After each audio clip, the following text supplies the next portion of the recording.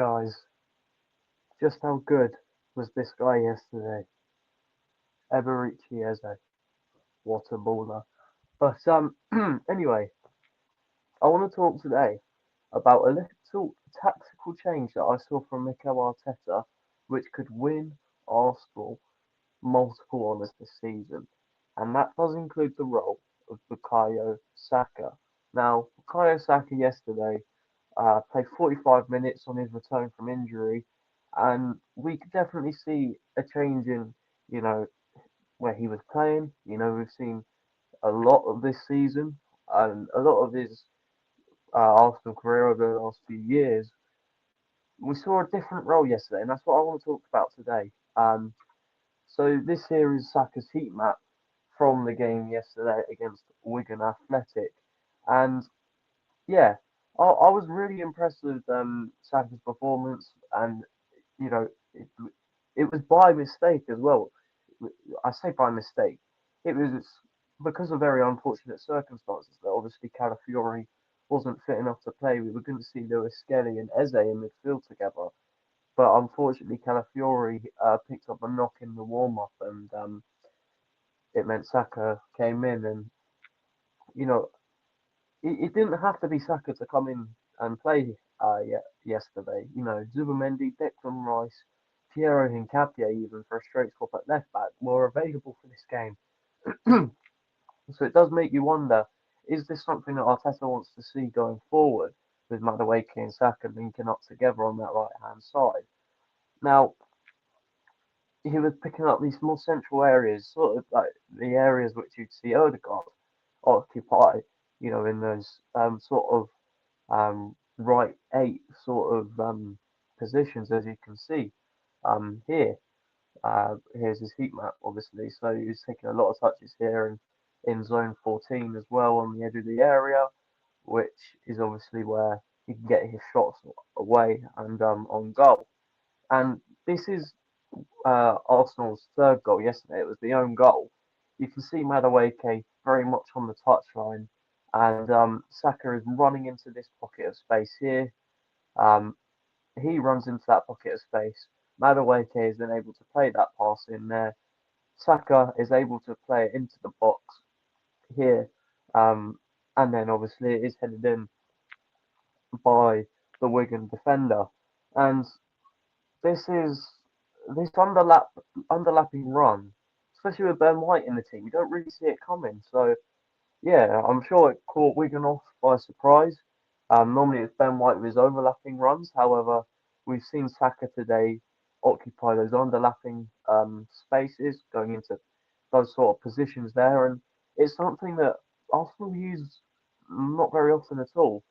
Um, you know, if you think about it, we played Everton a couple of years ago now on the final day of the season, and we beat them 2-1. And if you think about that first goal, the equalising goal from Takehiro Tomiyasu, these spaces that Madueke is picking up now, you know, I can't remember who it was. It was either Ben White or Martinelli because Saka didn't play in that game. And then it was Odegaard who was running into these areas here. And he played the ball across the box, and then Tomiyasu found the corner. Um, if you want another example, last year at the Etihad, um, it was probably quite a few times actually this happened last season um, with Odegaard out. Declan Rice was very much playing in this right sort of left midfield. No, it would have been the right. Sorry, I couldn't get one of the rights around today. Yeah, Saka's playing in this right eight. I think I said he was playing in the left eight earlier. I meant the left eight. No, I meant the. So anyway, Saka was Declan Rice at the Etihad was very much playing in these right hand channels with those overlapping runs.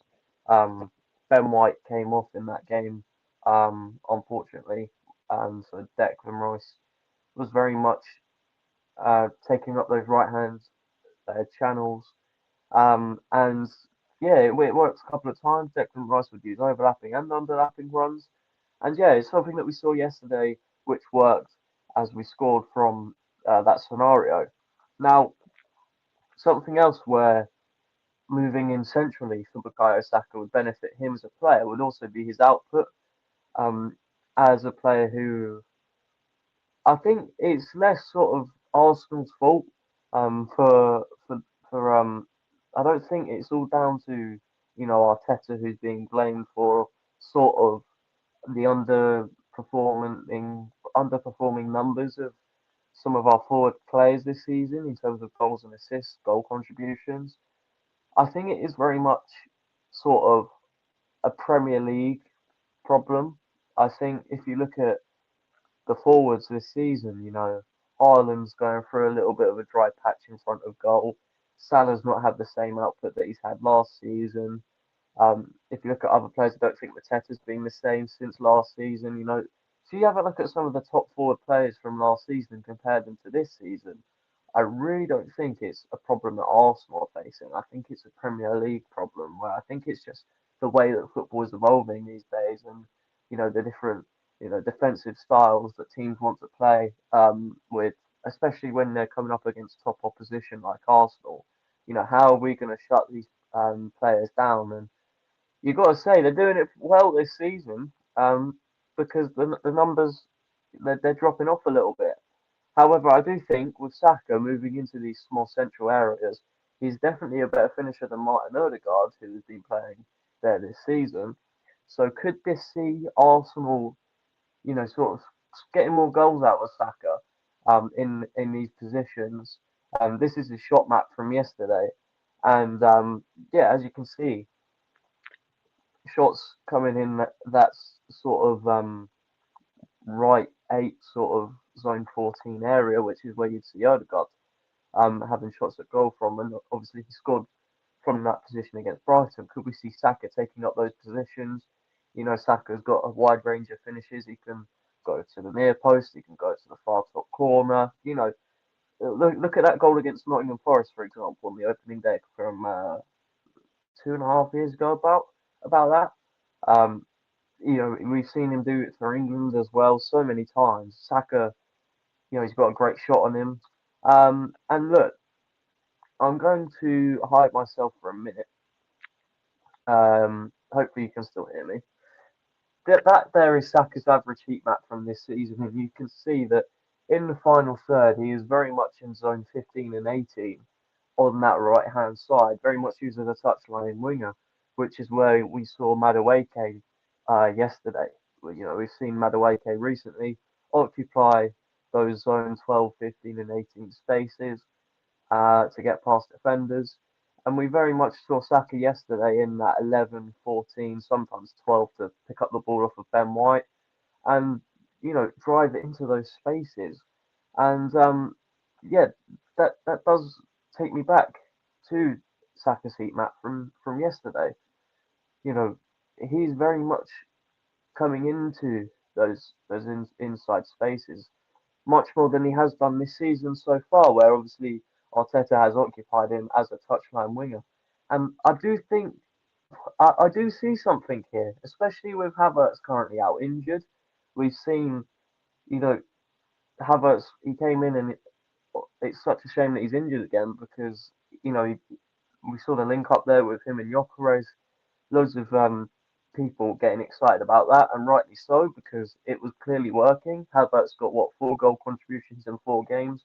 Gyökeres started scoring goals again, and yeah, obviously Havertz is now out. We've got to find a way to um to adapt to Havertz being out, and obviously Odegaard's out at the minute as well. Lots of people criticising Odegaard for his performances, so we need to find a way to adapt and to find a solution really. And I do think that Saka here going into these 12, 11, 14 spaces, and sometimes even getting into the final 18-yard box to get on the end of chances. That could be something that Arsenal seriously consider going forward. We've got Wolves this Wednesday in a couple of days.